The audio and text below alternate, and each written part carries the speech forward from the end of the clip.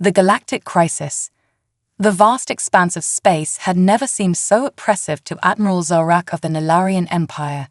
Her sleek, crystalline flagship hung motionless against the backdrop of stars, a silent sentinel observing the unfolding catastrophe. Before her, the holographic display painted a grim picture.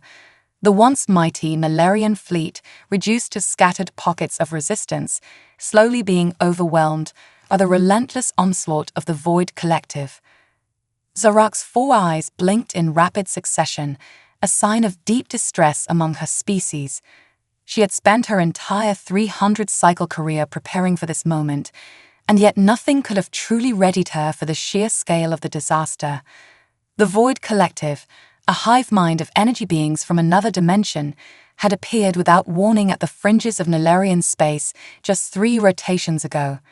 Their ethereal ships, seemingly crafted from darkness itself, had torn through the Empire's outer defenses like they were made of gossamer. Admiral, her second-in-command, Vextor, addressed her with barely concealed panic in his voice. The collective has breached the inner defense line. Colonies in the Zeta Quadrant are reporting widespread destruction. Our forces, they can't even slow them down. Zorak's upper pair of hands clenched into fists. What of the Galactic Council? Surely they must see now that this threat extends beyond our borders. Vextor's skin rippled with a blue taint of shame. The Council remains, divided, Admiral. The Tsinka Federation argues that this is an internal matter. The Quarians claim they need more time to study the situation. Only the Centaurian Alliance has pledged support, but their nearest fleet is still cycles away. A low growl emanated from Zorak's throat. Politics. Even in the face of annihilation, the old rivalries and petty squabbles persisted. She turned her gaze back to the holographic display, watching as another cluster of Nilarian ships winked out of existence. "We need a miracle, Vextor," she muttered. "Or we need." Her voice trailed off as her eyes locked onto a small, unremarkable section of the galactic map. It was a region the Nilarians had long ignored, believing it to be of little strategic value. But now, in their darkest hour, Zorak remembered the whispered stories, the reports that had seemed too fantastical to be true. "Humans," she breathed. Vextor's antenna twitched in confusion. "Admiral." Zorak's mind raced. The humans were an anomaly in the galactic community. A young species, barely out of their gravity well, and yet they had progressed at a rate that defied all known models of civilizational development. They were unpredictable, innovative, and above all else, tenacious. The few encounters other species had with them painted a picture of beings who thrived on challenge, who faced impossible odds with a grin and a quip. "Vextor, set course for the Sol System," Zorak ordered, a new fire kindling in her eyes. "The Sol System. But Admiral, that's outside our territory. The humans are a pre-contact species. The Council protocols clearly state." "The Council protocols be damned," Zorak snapped. "If we don't act now, there won't be a Council left to enforce those protocols. The humans may be our only hope." As the flagship's engines hummed to life, Zorak felt a mixture of desperation and wild hope. She had no idea how the humans would react to their arrival, or if they could even help. But the stories she had heard, if even half of them were true, perhaps there was still a chance. The journey to Sol was tense, filled with furtive glances at long-range scanners and whispered prayers to long-forgotten deities. As they approached the system's edge, Zorak marveled at the crude but effective sensor grid the humans had established. It was a patchwork of technologies, some clearly of their own design, others modified from salvaged alien tech. It spoke to an ingenuity that both impressed and unnerved her. "We're being hailed," Vextor announced, surprise evident in his voice. "It's in galactic standard." Zorak nodded, impressed despite herself. Of course the humans had cracked the common language of spacefaring civilizations. "Put them through." The holographic display flickered, and a face appeared. It was disconcertingly similar to an Ilarian's, yet alien in its details. 2 eyes instead of 4, skin that seemed unnaturally smooth, and a shock of colorful fibers atop its head. The human's expression was a mixture of curiosity and wariness. "This is Commander Sarah Chen of the United Earth Defense Force," the human spoke, her voice clear and confident. "You've entered restricted space. Identify yourselves and state your purpose." Zarak took a deep breath. This was the moment that would determine the fate of not just her people, but perhaps the entire galaxy. She stepped forward, all 4 of her hands spread wide in a gesture of peace.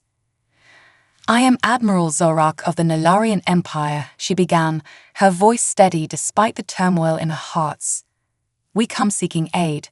Our civilization, and indeed all civilizations, face an existential threat. We've heard tales of humanity's resourcefulness, your ability to overcome impossible odds. We need that now, more than ever." She paused, watching the human's face carefully.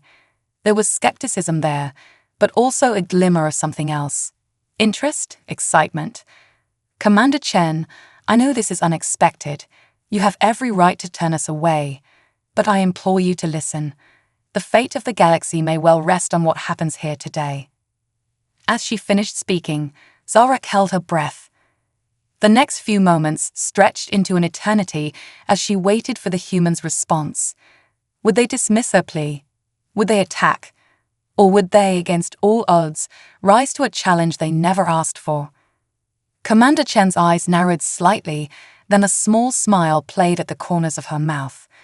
"Well, Admiral," she said, leaning forward slightly, "you've certainly got our attention. Why don't you tell us more about this threat?" And with those words, a spark of hope ignited in Zorak's chest. Perhaps, just perhaps, the miracle they needed had arrived.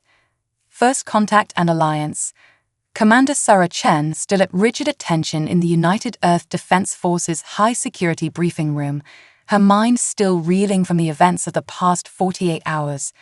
Around her, Earth's top military and political leaders sat in tense silence, their eyes fixed on the holographic display at the center of the room. The image showed Admiral Zorak, the alien leader who had arrived on their doorstep with tales of impending doom. "Let me get this straight," General Marcus Hawthorne, a grizzled veteran with more combat experience than the rest of the room combined, leaned forward in his chair.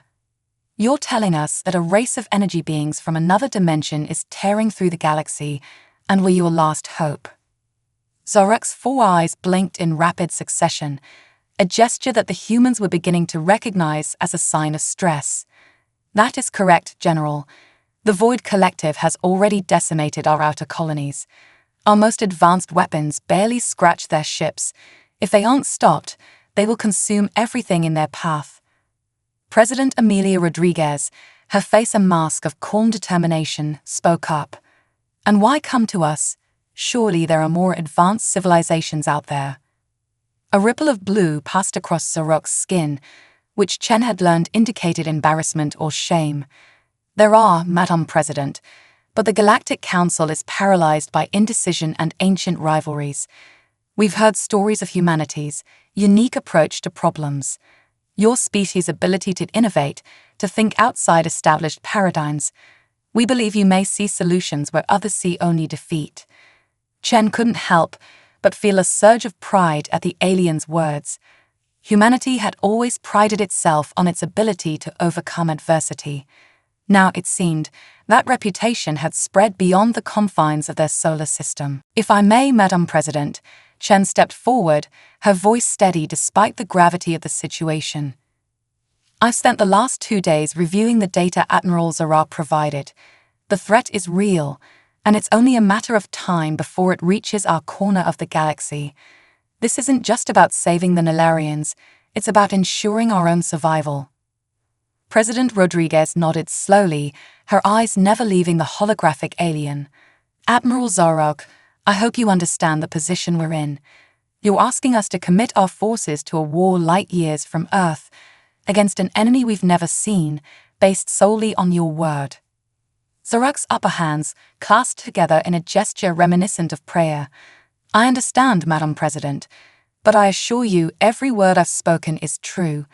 My people are dying as we speak. Soon, yours will too, if the collective isn't stopped.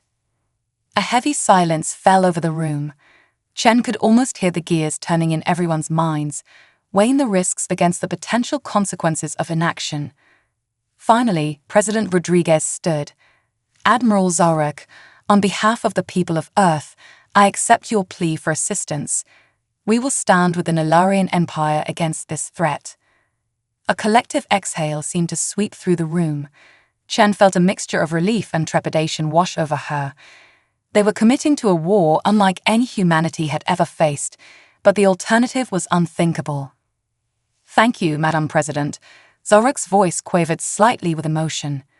You give hope not just to my people, but to all sentient life in the galaxy. Don't thank us yet, General Hawthorne grumbled. We still need to figure out how to fight these void beings. Our current tech isn't exactly designed for interdimensional warfare. Chen stepped forward again, an idea forming in her mind. Sir, if I may suggest, we should form a joint task force. Combine our tactical knowledge with Nilarian technology. If we can understand how the collective fights, we might be able to find a weakness. President Rodriguez nodded approvingly.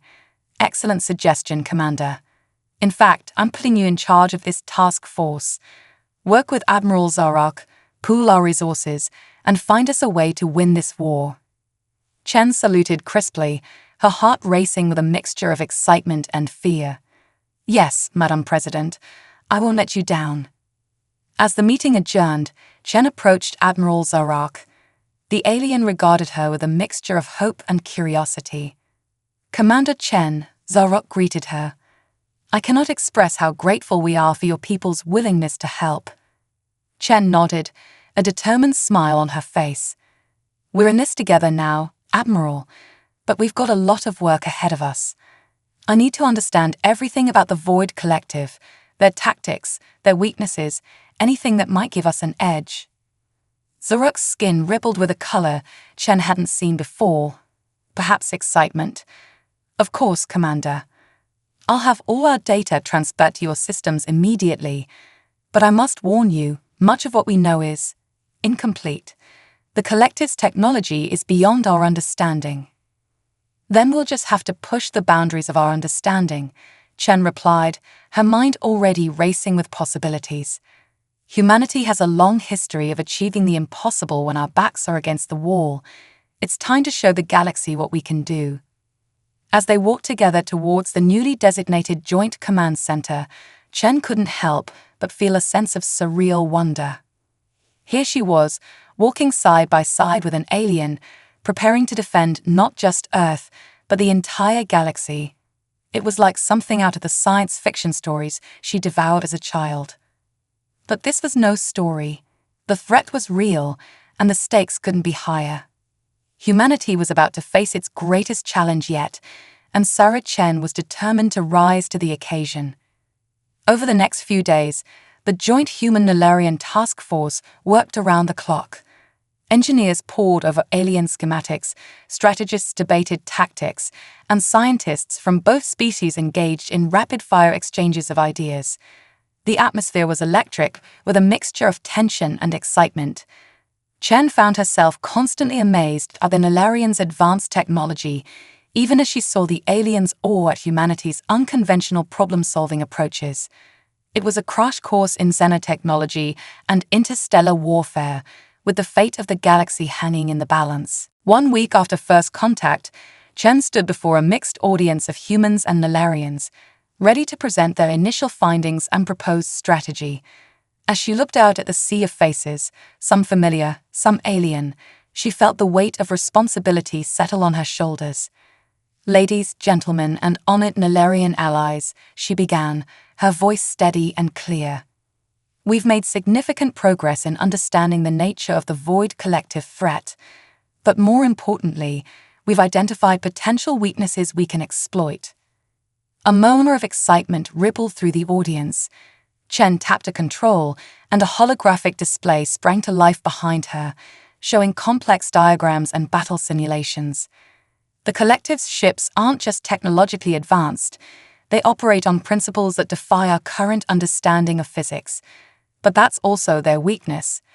By combining Millerian energy manipulation technology with human-developed quantum field theories, we believe we can create weapons capable of disrupting the very fabric of their ships. She paused, allowing the implications to sink in. It won't be easy.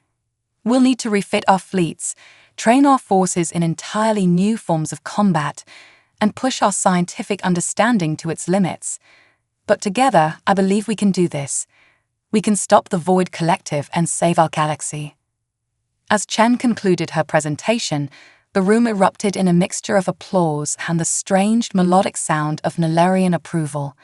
She caught Admiral Zorak's eye and saw all four of them shining with what could only be described as hope. The alliance between humanity and the Nilarians was solidified. Now, the real work would begin. The fate of the galaxy rested on their shoulders, and Sarah Chen was determined not to let it down. Preparations for battle. The next few months were a whirlwind of activity as humanity and the Nilarians raced against time to prepare for the coming conflict. Earth's orbital shipyards, once dedicated to building exploration vessels and defensive platforms, now hummed with round-the-clock activity as they were retooled to produce warships capable of facing the Void Collective. Commander Sarah Chen found herself at the heart of this frenetic preparation. Her days were a blur of strategy meetings, technology briefings, and training sessions. The joint task force she led had grown into a full-fledged war council, with representatives from both species working in unprecedented harmony. One particularly tense afternoon, Chen stood in the newly christened Quantum Armory, watching as human and Nilarian scientists made final adjustments to their latest creation. The device before them looked deceptively simple, a sleek, cylindrical object about the size of a small car. But within its housing lay technology that melded the most advanced theories of both species. Dr. Eliza Wang, Earth's leading quantum physicist, stepped back from the device, wiping sweat from her brow. "I think we've done it, Commander," she said, her voice a mixture of exhaustion and excitement. "The quantum disruptor is ready for its first full-power test." Chen nodded, trying to keep her own excitement in check. "Excellent work, Doctor. Admiral Zorak, your thoughts?" The Nilarian admiral, who had been observing the proceedings with all four of her eyes, stepped forward. "It is remarkable," she said, her voice tinged with awe. "To think just months ago, such a device would have been beyond our wildest imaginations. And yet, here it stands before us." Chen allowed herself a small smile. "That's the power of collaboration, Admiral. Now, let's see if it works as well in practice as it does in theory." The test chamber was cleared, and Chen watched from behind reinforced observation windows as the quantum disruptor powered up. A low hum filled the air, growing in intensity until it was almost painful. Then, with a flash of light that seemed to bend in impossible ways, a beam of energy lanced out from the device. The target, a sample of Void Collective hull material recovered from a previous battle, seemed to waver and distort. For a moment, nothing happened. Then, with a sound like reality itself tearing, the sample simply unraveled. Where once there had been solid matter, now there was nothing but empty space. A cheer went up from the assembled scientists and engineers. Chen felt a wave of relief wash over her. They had done it. They had created a weapon that could hurt the Void Collective. "Impressive," Zorak said, her skin rippling with colors Chen had come to recognize as excitement and hope. "But can we replicate this on a scale large enough to matter in battle?" Chen's expression hardened with determination. "We'll have to. The reports from the front lines are getting worse by the day. We need to get these weapons deployed as soon as possible." Over the next few weeks, production of the quantum disruptors ramped up. Earth's factories, retooled with Nilarian technology, began churning out components at an unprecedented rate. Meanwhile, in orbit, the first of the new Joint Fleet vessels was nearing completion. Chen stood on the observation deck of the space station, gazing out at the massive ship taking shape before her. The UES Defiant was unlike anything humanity had ever built before. Its hull gleamed with a strange, iridescent sheen, the result of Nilarian alloys merged with Earth metals.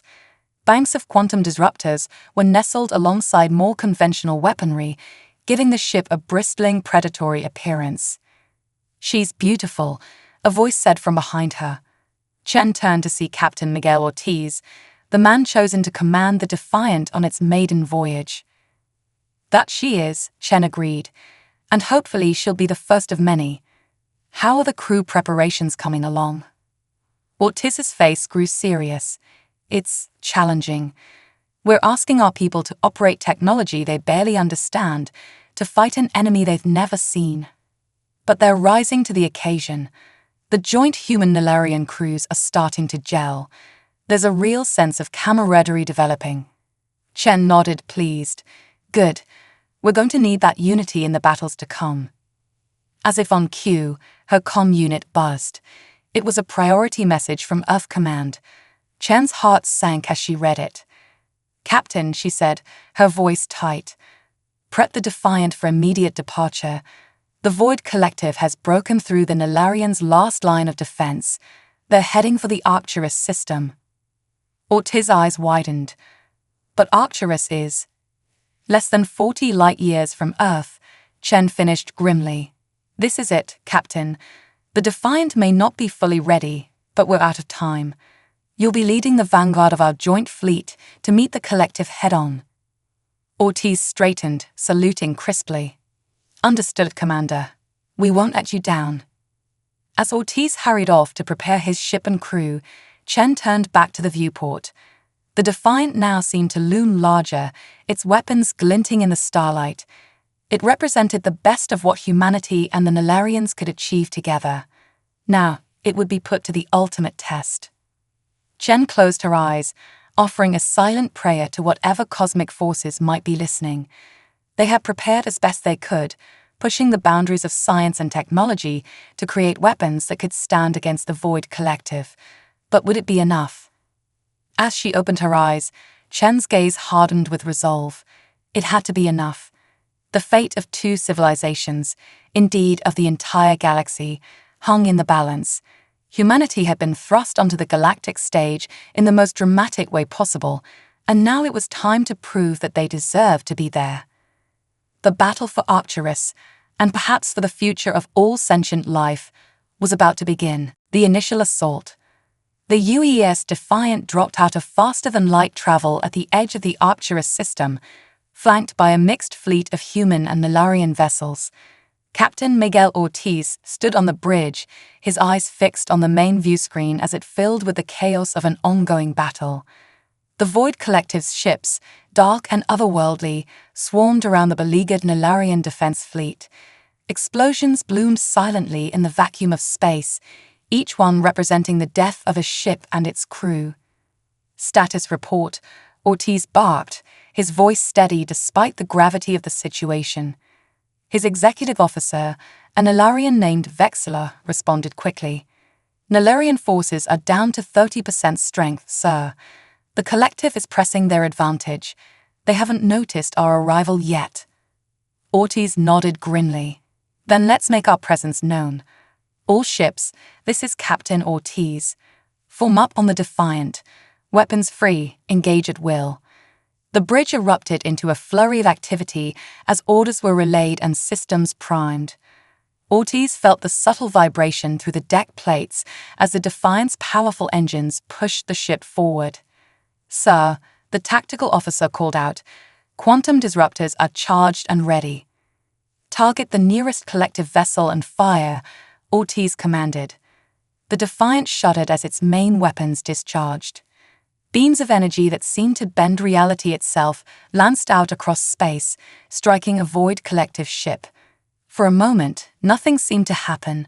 Then, with a flash of light that hurt to look at, a section of the enemy vessel simply ceased to exist. A cheer went up from the bridge crew, quickly silenced by Ortiz's raised hand. "Stay focused. That was just one ship. There are plenty more where that came from." As if to prove his point, the Void Collective fleet began to turn, their attention now fixed on this new threat. Dark energy beams lashed out, striking the Defiant's shields. Shields holding at 82%, Vexlor reported. The Nilarian reinforcements are providing covering fire. Ortiz gripped the arms of his command chair. Push forward. I want us right in the thick of it. Coordinate with the fleet. I want overlapping fields of fire. Don't give them a chance to regroup. The battle raged on, a deadly dance of energy beams, missiles, and exotic weapons. The joint human-Nilarian fleet fought with a cohesion that belied their short time working together. Quantum disruptors tore holes in Void Collective ships, while conventional weapons kept the enemy off balance. But the Collective was far from beaten. Their ships moved with an eerie grace, reforming around the damage inflicted upon them. And for every vessel the Allies destroyed, 2 more seemed to take its place.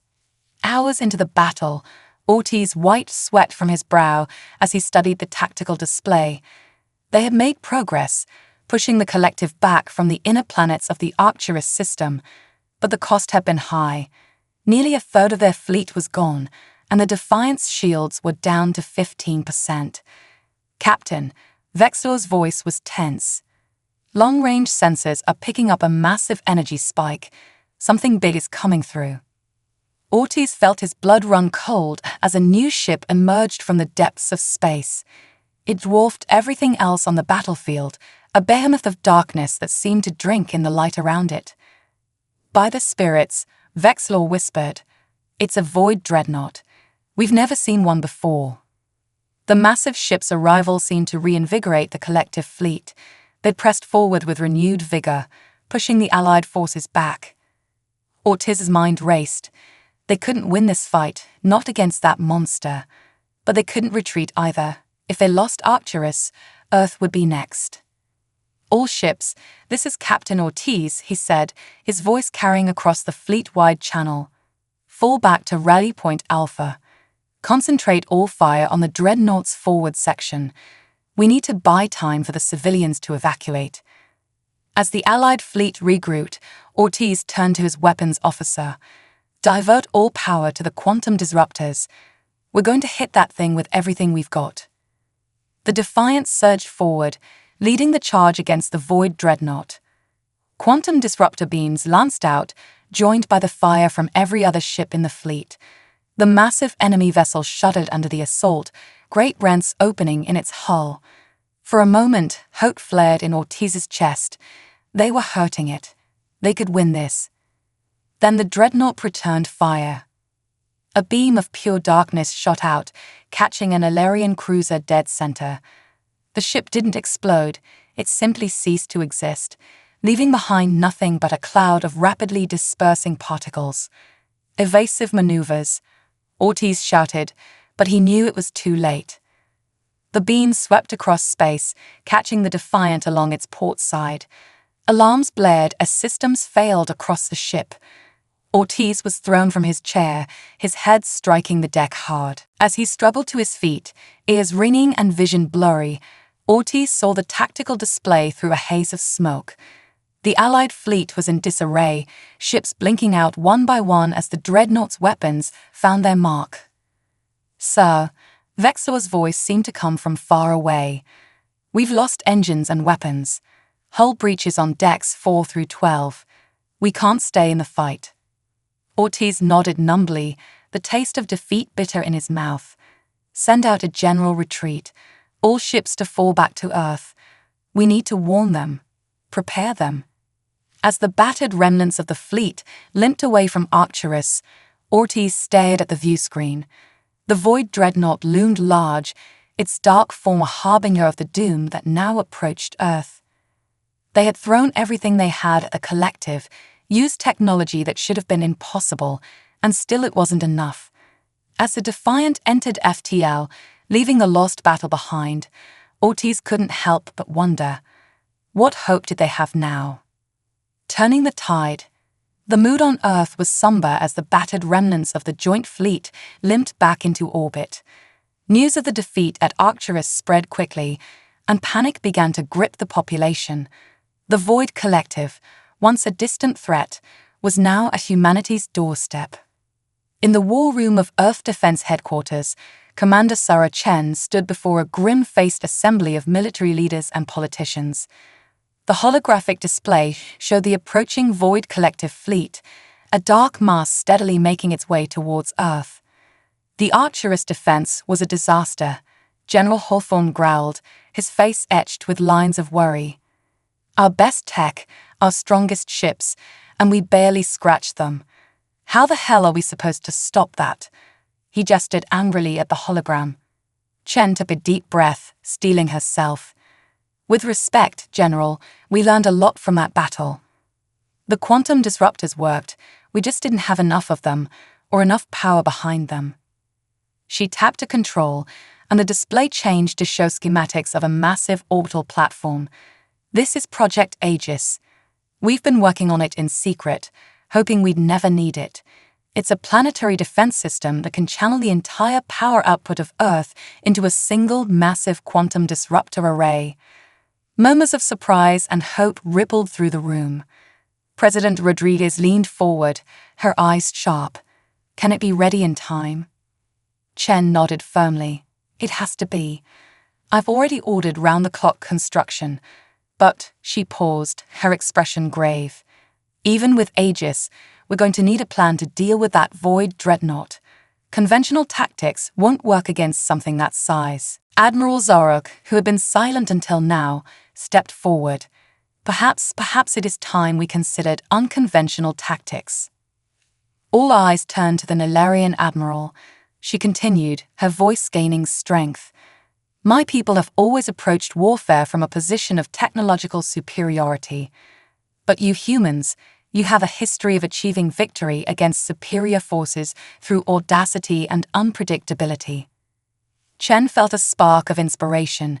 You're right, Admiral. We've been trying to beat the collective at their own game. Maybe it's time we changed the rules.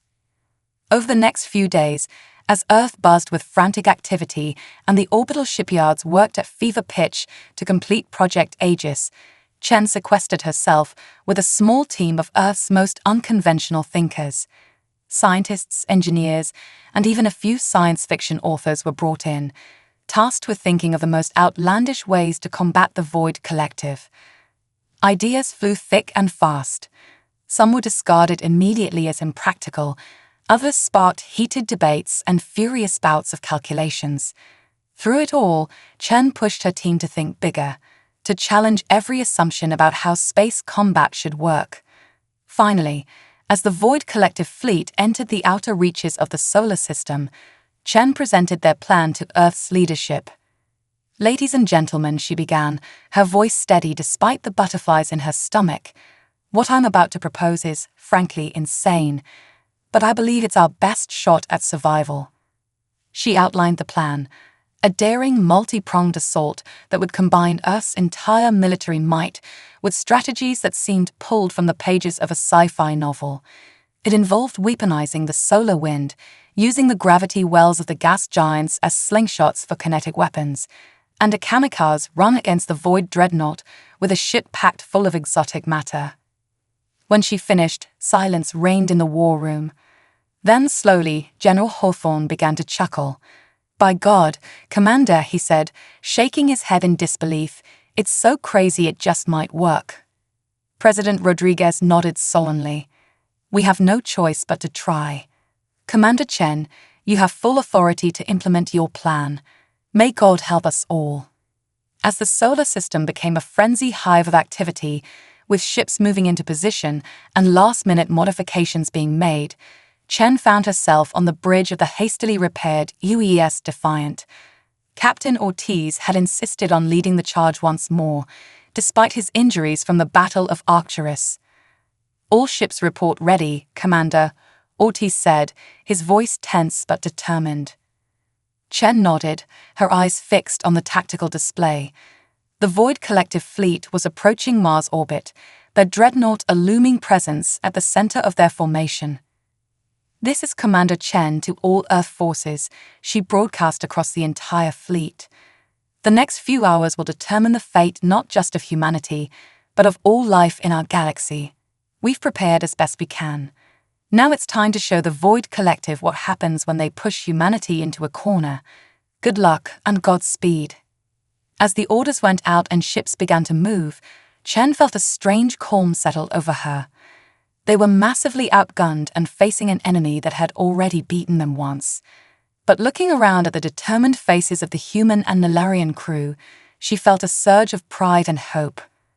The battle for Earth was about to begin, and humanity was ready to fight with everything it had.